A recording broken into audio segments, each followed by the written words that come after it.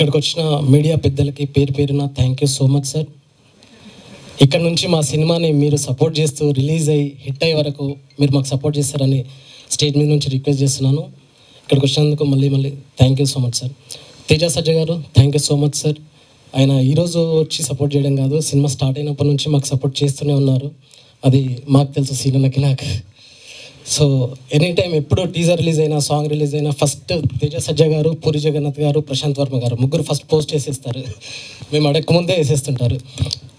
Thank you so much sir. మీ support ఇంకా ఇలానే కంటిన్యూ అవ్వాలని కోరుకుంటున్నాను. సినిమా ఇది ఒక రియల్ స్టోరీ.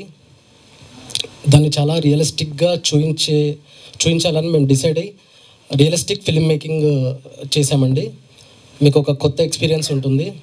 అండ్ డెఫినెట్లీ ఇందులో చాలా ఎమోషన్స్, ఎంటర్టైన్మెంట్ అండ్ ఎమోషన్స్ ఉంటాయి. అందరూ తప్పకుండా May 17th థియేటర్లోకి వెళ్ళి చూసి మా సినిమాని పెద్ద హిట్ చేయాలని కోరుకుంటున్నాను.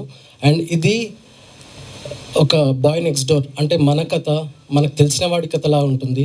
ఈ సినిమాకి మన అమ్మా నాన్నల్ని ధైర్యంగా తీసుకొని వెళ్ళి చూపించగలిగే సినిమా సార్. ఫ్యామిలీ అందరు వెళ్ళి ఈ సినిమాని చూడొచ్చు. ఈ మధ్యకాలంలో అమ్మా నాన్నల్ని మనం తీసుకొని వెళ్ళి చూపించే సినిమాలు చాలా తక్కువ వస్తున్నాయి. బట్ ఈ సినిమాని ప్రత్యేకంగా తప్పకుండా తీసుకొని వెళ్ళి చూడొచ్చు. Thank you so much. Thank you so much. రీసెంట్గానే హనుమాన్ వచ్చిందని చెప్తున్నారు.